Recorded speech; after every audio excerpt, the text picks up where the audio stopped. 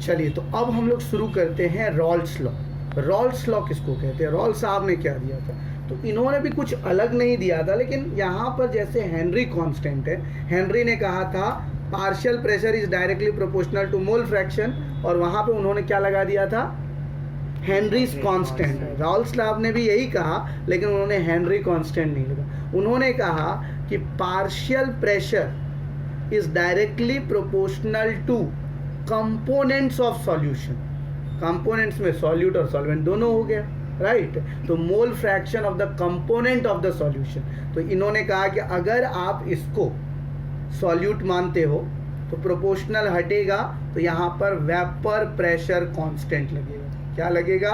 Vapour pressure constant. यहाँ पर vapour pressure constant आएगा, याद रखना।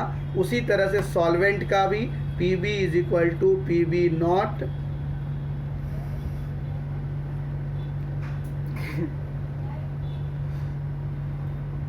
PB not XB।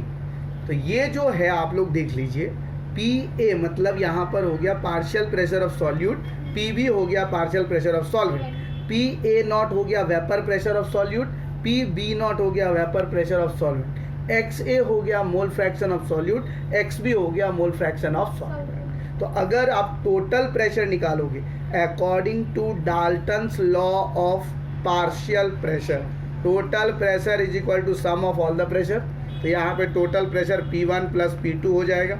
होगा या नहीं होगा? तो टोटल प्रेशर TP डाल दीजिए, total pressure is equal to P1 plus P2। P1 की वैल्यू कितना है बच्चों? P1 या PA आप डाल दीजिए, PA और PB डाल दीजिए। तो PA की वैल्यू हमने लिखा है PA not X1 plus PB not X2 लिखा है हम लोगों ने। और मैंने आपको सिखाया है कि मोल फ्रैक्शन में X1 plus X2 is equal to 1 होता है, सिखाया है ना। तो X1 is equal to 1 minus X2 लिख सकते हैं, या X2 is equal to 1 minus X1 लिख सकते हैं। तो यहाँ पर क्या हम X1 के बदले 1 माइनस X2 लिख सकते हैं, और यहाँ पर क्या हम लोग X2 लिख सकते हैं कि नहीं लिख सकते? अगर आप 1 से इसको मल्टीप्लाई करोगे PA नॉट को, तो PA नॉट, X2 को मल्टीप्लाई करोगे तो PA not X2 plus PB not X2। क्या हम लिख सकते हैं ऐसा? लिख सकते हैं। अब इसको पहले लिख लीजिए PA नॉट ये plus PB not X2 minus PA not X2। क्या हम ऐसे लिख सकते हैं कि नहीं लिख सकते? इस दोनों में X2 है, तो क्या हम कॉमन ले सकते हैं? X2 अगर हम कॉमन ले लें तो ये हो जाएगा PB not minus PA not. So this is the total pressure of a solution and this was given by Rawls। तो Rawls law यही है, partial ये vapor pressure of solute plus mole fraction of solvent into vapor pressure of solvent minus vapor pressure of solute। तो this is Rawls law, इतना याद रखना। फिर Rawls law में एक और चीज आता है, आइडियल सॉल्यूशन और नॉन आइडियल सॉल्यूशन। अब यहाँ पर आप लोगों को थोड़ा सीखना पड़ेगा कि आइडियल सॉल्यूशन किसको कहेंगे और नॉन आइडियल सॉल्यूशन किसको कहेंगे। आइडियल सॉल्यूशन का मतलब हो गया एक ऐसा सॉल्यूशन जो रॉल्स लॉ को ओबे करता है। नॉन आइडियल सॉल्यूशन और आइडियल सॉल्यूशन में क्या फर्क? आइडियल सॉल्यूशन एक ऐसा सॉल्यूशन जो रॉल्स लॉ को ओबे करता है, obeys Rawls law at all the temperature and all concentration, हर एक टेम्परेचर और हर एक कंसंट्रेशन पर रॉल्स लॉ को ओबे किया जाता है। ये ideal solution, it does not obey Raoult's law at all the temperature and all the concentration. Got it? हर एक टेम्परेचर और हर एक कंसंट्रेशन पे जो ओबे नहीं करेगा वो नॉन आइडियल सॉल्यूशन, जो ओबे करेगा वो आइडियल सॉल्यूशन।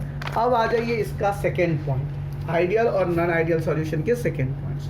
तो आइडियल सॉल्यूशन, ये नॉन आइडियल सॉल्यूशन। तो आइडियल सॉल्यूशन में याद रखना बच्चों, सॉल्यूशन का जो इंटरमॉलिक्यूलर फोर्स का बॉन्ड होगा इंटरमोलिकुलर फोर्स का bond which is approximately equal to solute के बॉन्ड्स एंड सॉल्वेंट के बॉन्ड्स। ये ए और बी का मतलब हो गया ए सॉल्यूट बी सॉल्वेंट, तो ए बी सॉल्यूशन हो जाएगा।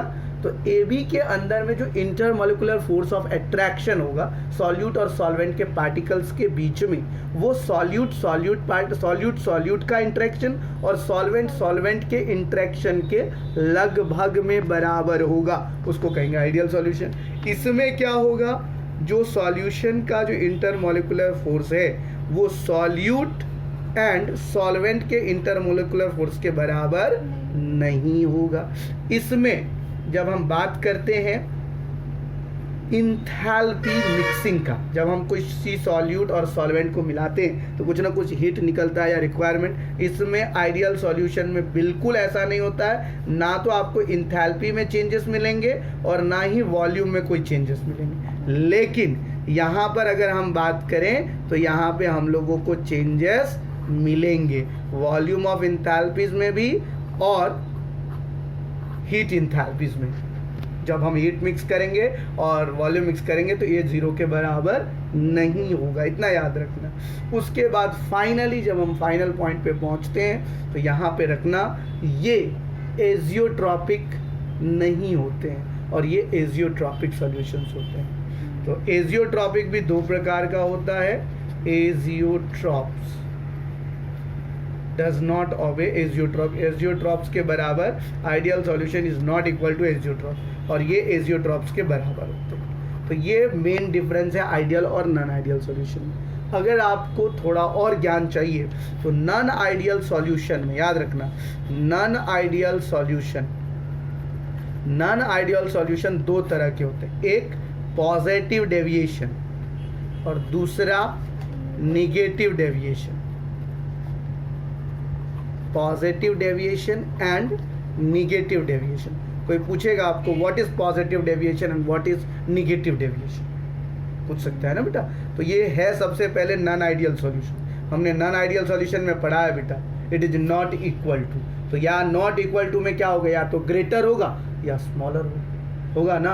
अगर सॉल्यूट का जो पार्टिकल है, याद रखना सॉल्यूट का इंटरमोलिकुलर फोर्स ऑफ अट्रैक्शन जो है, अगर आपका सॉल्यूशन से ज़्यादा होगा, सॉल्यूशन से अगर हमारा ज़्यादा होगा तो ये हम लोगों को पॉजिटिव डेविएशंस देंगे। याद रखना सॉल्यूशन से अगर ज़्यादा होगा,